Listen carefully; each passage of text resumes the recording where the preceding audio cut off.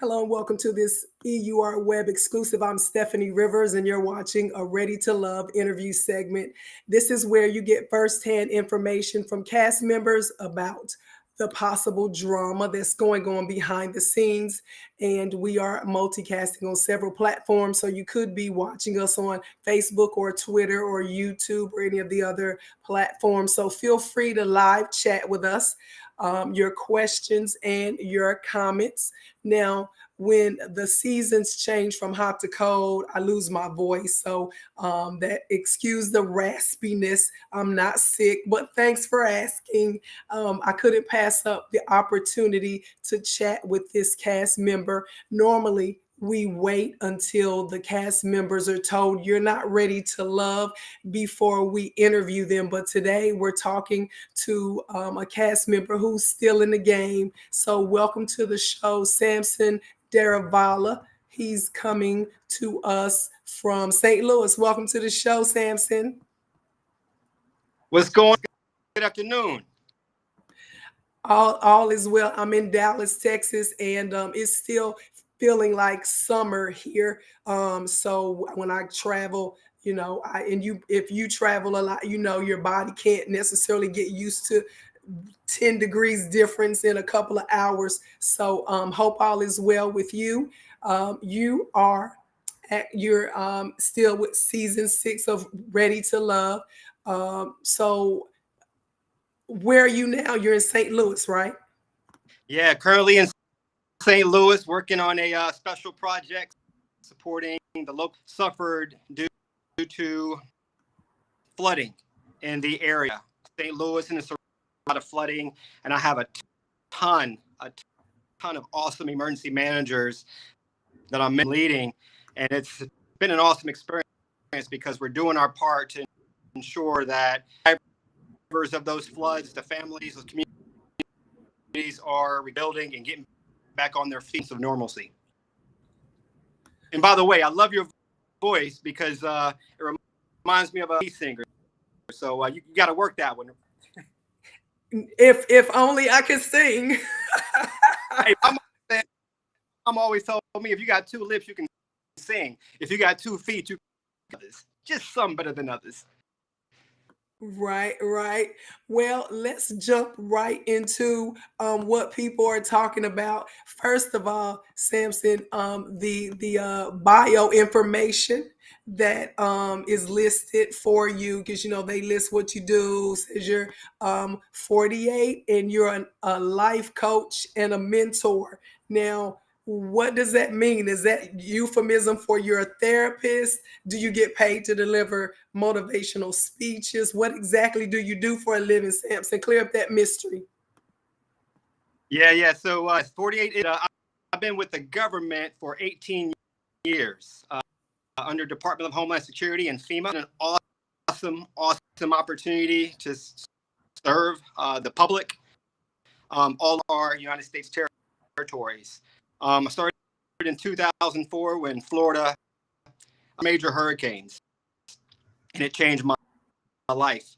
And it was because I had Spanish on my resume that lended an opportunity for me to even interview with the federal government. And later, just 3 weeks ago, it hit my 18-year anniversary. I'm still doing it. Manager, I've been able to spin it into more life coaching, more mentoring, become better leaders, helping managers manage better. And then because I have like real estate, rental properties, investing, I like to coach not just youth, but also fellow professionals and colleagues on how to invest, how to allow, how to be a better manager by being a better listener.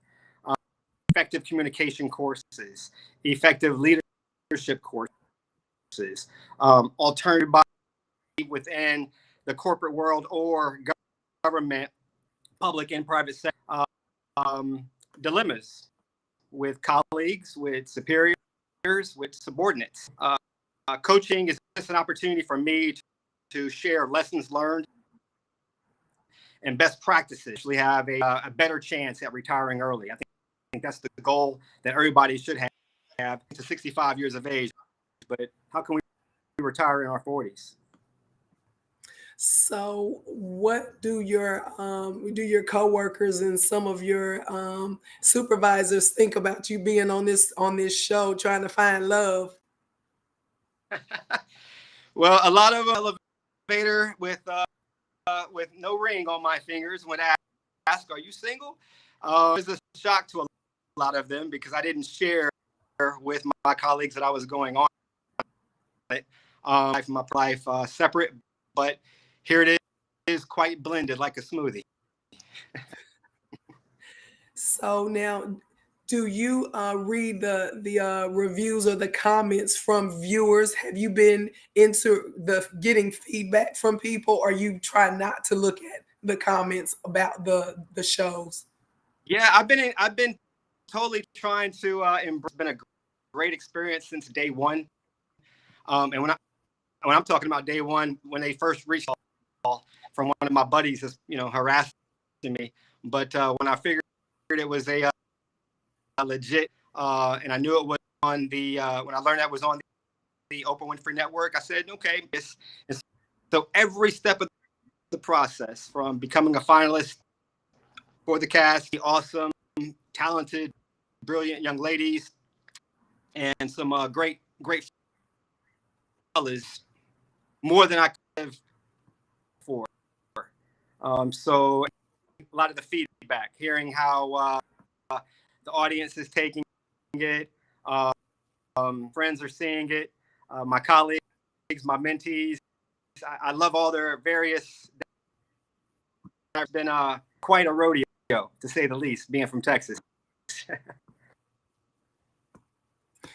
Well, a lot of people say, Sampson, that you are too good to be true. They say you're handsome, easy on the eyes. You can carry a good conversation. They like the tattoos. Everything seems in place, and that scares some people. They're suspicious. So, I mean, what do you think about that? No, I get it. It's one thing, right? Here we're conditioned in America, well, the world. If you're in your 30s and 40s and you've never been married, you don't have any children, something must. So I get it, but my circle, my close circle, those that know me, understand that my 20s, I just wasn't looking, and I was enjoying being a young bachelor. In my 30s, I was really just trying to climb that corporate ladder, that federal sector, and I did. I wanted to truly become independent, financially, have some fun traveling and discovering the world, which I have been doing. And I know now where I'm at, and I'm secure enough next to me to share in this marvelous world that God gave us. So, just to clear it up, because we know nobody's perfect, but since you seem to be, what would be something that you would say you're working on in your character or in how you handle being in a relationship? What's something that you said, oh, this is, keeping me, holding me back, that you can work on, that you are working on, so the ladies can say, okay, he seems more real now? Yeah, no, that's a fair question. In the past, I used to be extremely, and I would hear things that would get under my skin, turn me off, and I would go the other way. I think we all have some pet peeves, right? Isms are big for me. So if I'm around someone lacking class in ways that she carries herself, whether it's how things that she says out of her mouth, I think some things should just be I got impatient with, and there was never any disrespect between, those. I just exited from those situations. I've learned to of the things in this world as we move into 2022 and beyond, because with our thoughts and I'll be left behind if I continue those old ways, those types of perspectives towards the opposite sex. But I'm from Texas. I'm kind of old. I just believe a lady should carry herself a certain way as a gentleman as well. And somebody is out there that can actually meet the mustard on that. So you grew up in Texas, but you moved to Miami from New York. Crazy journey. So born and raised in Cypress, which is a suburb of, and right after I graduated high school, I moved to Atlanta to HBCU stand up.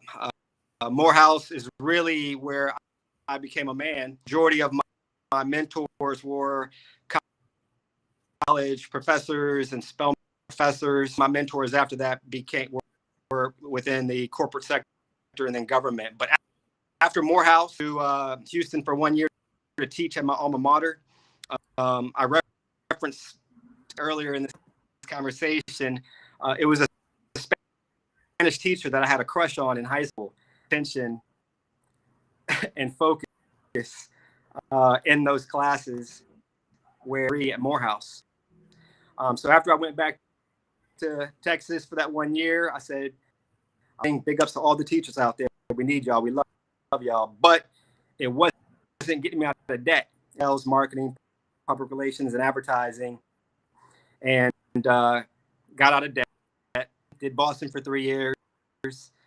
The cold weather kicked my ass, and I decided to move and did that for four almost, and that's when the federal government came calling. I was sitting on the beach, sandy feet, and club promoter. They called me South Beach Sam. I love doing what I did. Sampson, I did not see you in Morehouse to do devil's work. She's like, anything that happens after 10 p.m. in South Beach is devilish. It's the elements around you.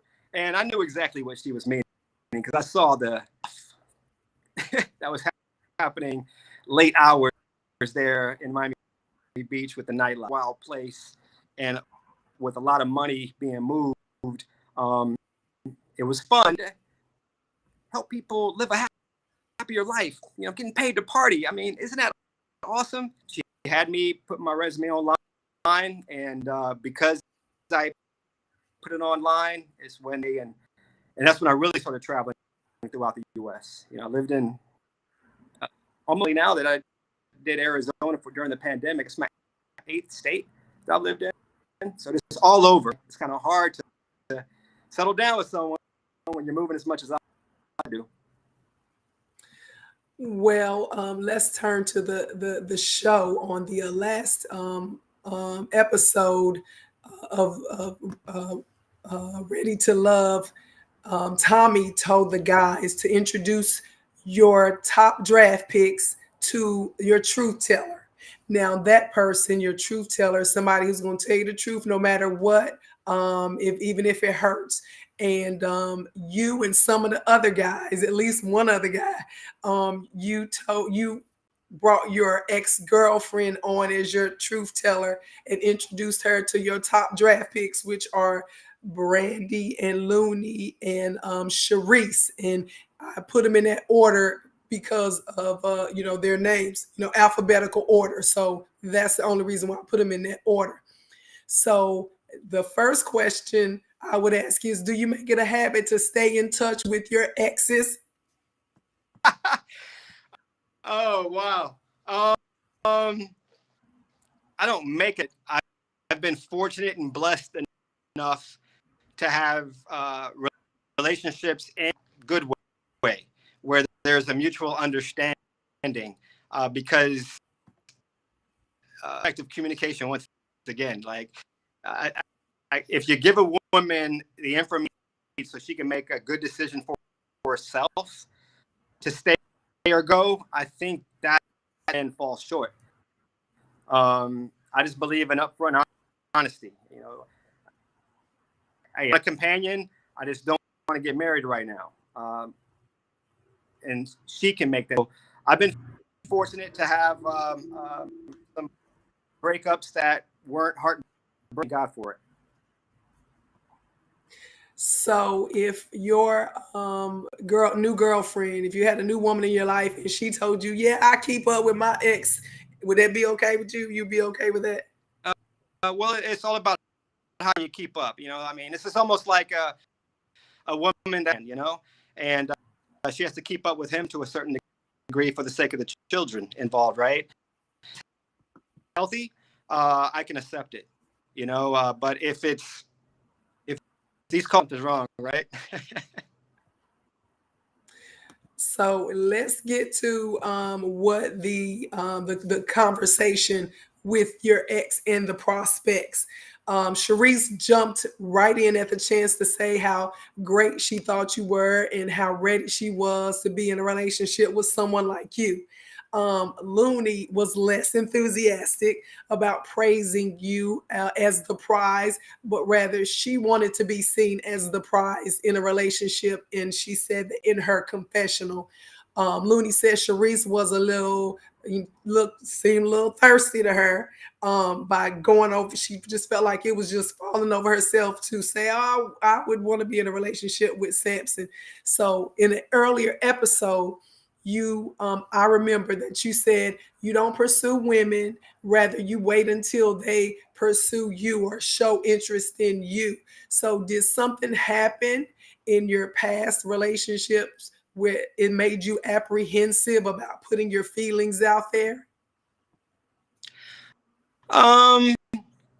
Just I said, I only pursue women that pursue me first. It was approaching a woman.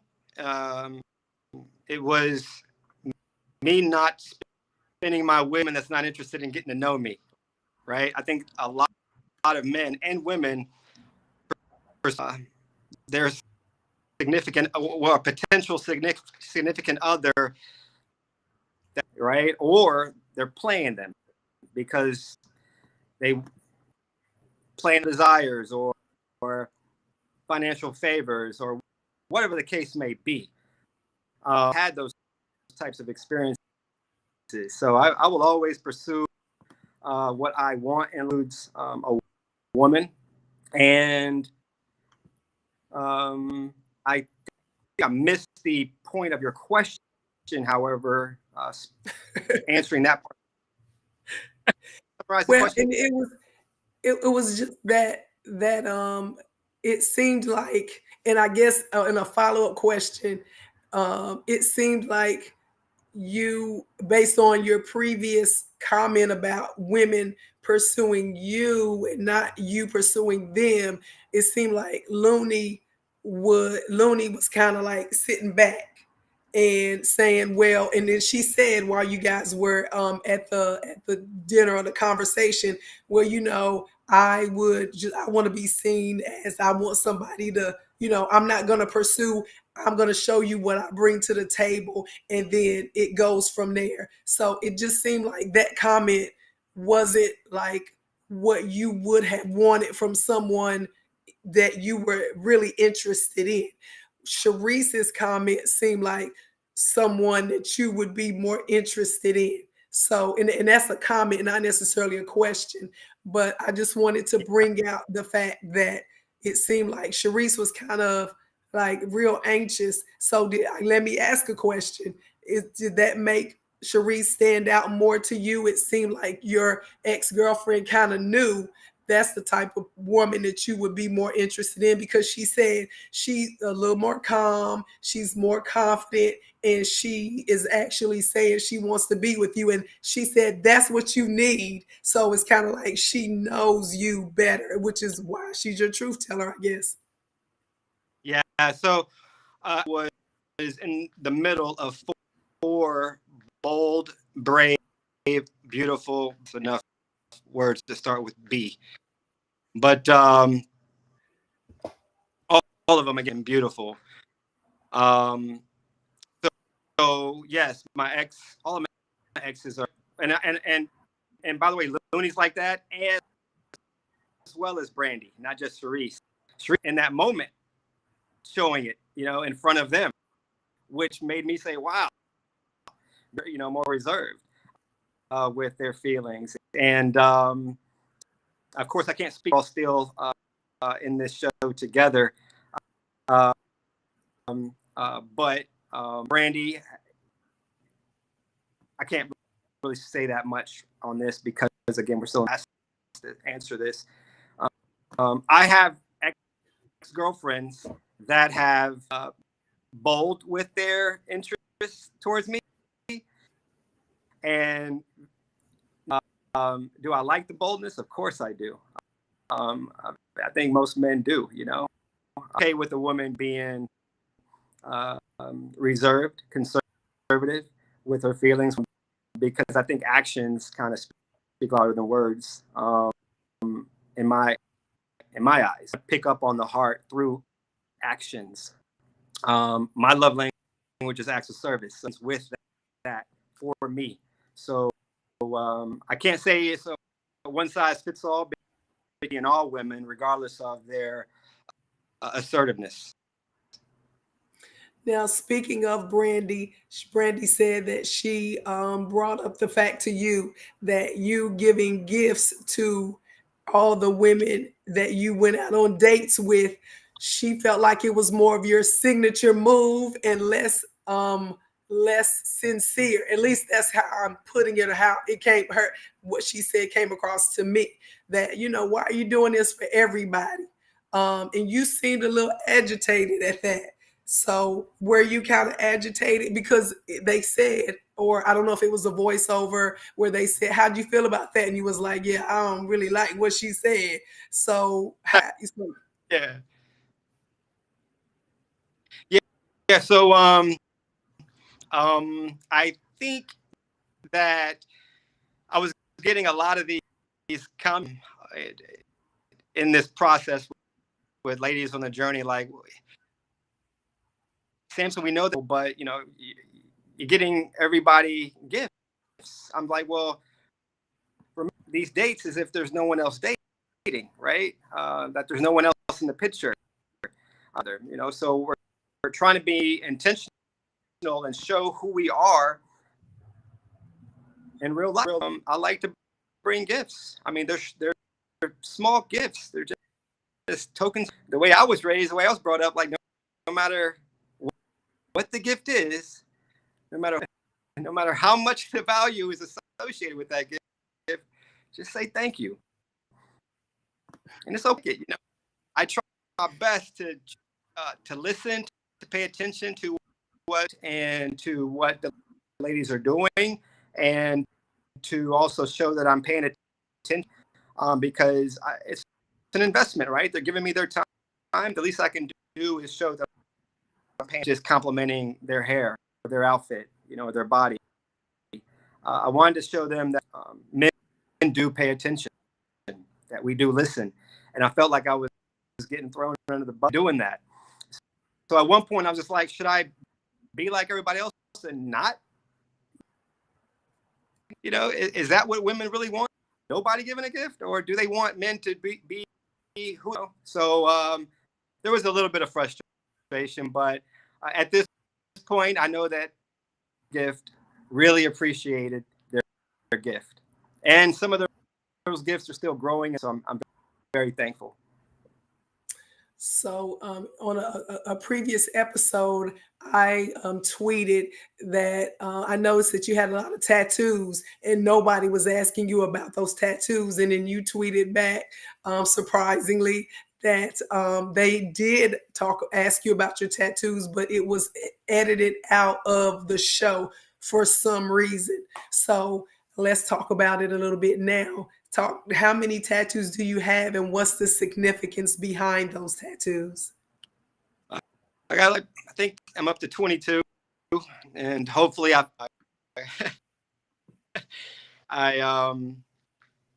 my first one was for my mother, and her strength and her beauty, on my left arm, because with the lady on our left. My second tattoo was representing my faith, who's in heaven now. It's Egyptian hieroglyphics with the sun around it, because I'm his son, so it's on my right shoulder.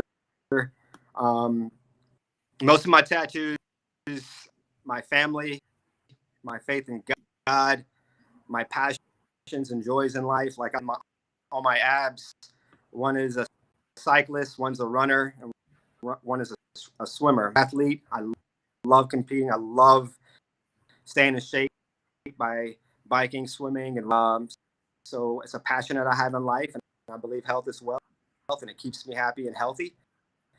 And so, yeah, tons of tattoos, but they kind of revolve around family, faith. One of my favorites is forearm here, my left forearm. It's in Persian. My father, it says, "Embrace your struggle." That we all should grow through what we go through, better based upon our past experiences. We just have to embrace them, accept them, and thank God for then be able to share what we went through. That way we can impact and influence the world around us. And then my second favorite are on my legs, and it says, well, I won't go on and on and on. The bottom line is tons of tattoos. It is what it is. I'm glad that the audience is liking them. So, Looney, going to this recent episode from Friday night, Looney got booted, and she was one of your top draft picks. Did you try to save Looney, or the fact that she wanted to be the prize, you was like, bye, Looney? Because No, I did not. At that stage, I was happy that those three remained. The lady that I wanted to remain, and that was Shakira. A lot of people think that it's because she is going through some things. Everybody on this journey, everybody in life is going through things. And like I told some of my castmates, she had some, she exposed herself in her personal life more than others, right? And so I thought she had a beautiful spirit. So I was happy to have the audience did not see Looney and I on our date. We had an awesome date. They did not see in an intimate way. They thought, but we had we went to a glass blowing company in North Vaz that we made together, and a hot fire was 5,000 degrees. One of the blowers in America. She's on a TV show now, but she hosted us that evening. We had a great time. I mean, Looney's personality shines. Looney is somebody got along with on this journey, guys and girls, and that's when you see the various personality types on this journey there in Miami. Looney got along. It speaks to her character. It speaks to her level of comfort within those pumps that she wears. And like I said to her on that elimination date, she kept from day one until yesterday with her. But I was happy. I think a little part of her left when Justice left, and that's fair. But it was great class in her on an elimination date, which is from what I'm rare. Yeah, and you mentioned Shakira.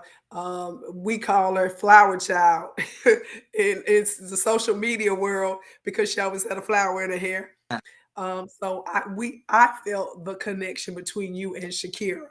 But Shakira and Charisses seem to be on two opposite spectrums of a woman, but you are now, it seems like, connected to Charisses. So what are the qualities that you thought they had in common that we're not seeing?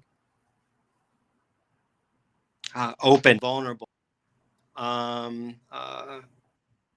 strong in their convictions. They know who they are.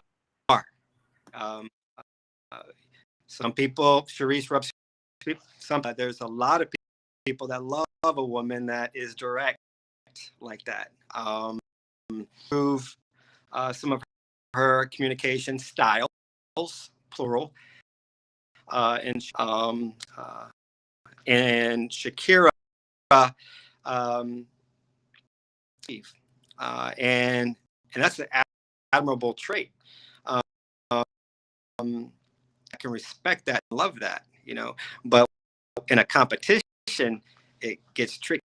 I see why it probably wasn't best to trust some of the true people that are in competition on this show. It's me voting, right? It's all the other guys voting too, and had up to this point, none of these ladies, Charisse, Brandy, Looney, and they always were in my top. Even to the end for Shakira, I did not want to see her. I know that she's doing well, and I know that her and Prince Amir are climbing upon them. So no fret, no frowns. So what have you learned? Because I have about 3 or 4 more questions, because I appreciate you taking out time to talk to us. What did you learn about yourself by going through this process, if anything? That I am very different than who I was, that things do not bother me as I can pause. There's a book that I read years ago called The Pause, and it teaches us to be presented with stimulus, having that natural knee-jerk reaction, to pause, breathe a second, and force yourself to have a different reaction than you normally would. Practice that over time. You become a little bit more patient with the environment around you. You don't have to around you. You still keep things at an arm's length, but I'm learning to pace myself with people, and in this situation, very expedited process. So we know you guys taped the reunion show already a few weeks ago. What can we look forward to in that? What issues? I would say as the seasons go on, there's more of an issue for the viewers in the editing of the show. It seems like they already, to us, it seems like they already are like pre-conditioned or they already know who they want to hook up, or they already know what they want to happen. It's not happening organically like most viewers might think. So that would be what I would say if I could talk to the producers. Why do y'all edit so much? But what would you, as a cast member, say we should be looking forward to finding out from other cast members during the reunion? Now, I don't want Oprah, Will Packer, any of the producers or public relations spoiling what they are setting up in the reunion. I can't speak about what's coming up. You know that. Nothing at all. I can't talk about that. If you were recording this for after the reunion, then it'd be a different story. But since this is in hot water, but I respect the question. But thank you. So then let's say this, since you can't tell us, if you're one of the final guys to walk away hand in hand in the sunset with someone, that's another sport. That's another sport. Right. I'm saying, I know you can't, but if you, are you single right now? I can't say that either.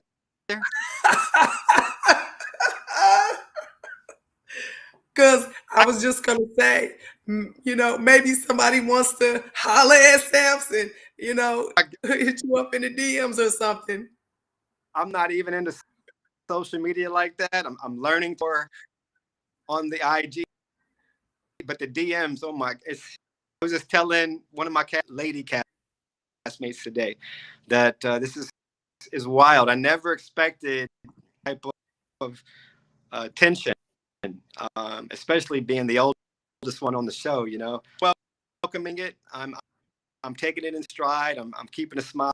It's been great. I'm everything that's happened, and some of it is wild, but again, I'm seeing that there's wildness all over the world. You know, through these DMs that I'm getting. It's been fun to watch, and the cool thing is all my nephews and nieces they say so, you know. So I'm happy to hold that title, the cool uncle.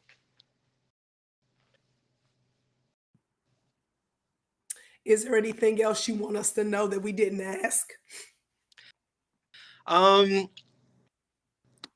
Anything else I want you all soon. I look forward to showing that there's real love and that it exists, and that you should know someone out just because they may not be someone that you may not get along with. Someone out there for someone else, and they can have a big circle of friends, but regardless, it's the friends that God put in our lives. So tuned and continue to enjoy Ready to Love. It's not just some love in the air. Well, thanks, Sampson. We appreciate you joining us, and we will keep looking, and I'm rooting for you. You seem like a great guy, and so thanks for taking time, and I'm going to continue to follow you and tweet with you. Thank you so very much. The greatness in you. Bye, Miss Rivers. Have a good one. We want to thank you guys for joining us. That was, and at the end, I started tearing up because I'm coughing and everything, but that was an exclusive interview with Sampson Daruvalla. I'm sorry, Daruvalla. He's a cast member on Ready to Love, and we're gonna continue to watch and see what happens, and to find out more about the things that we care about, you can go to EURweb.com. Thanks, and have a super day.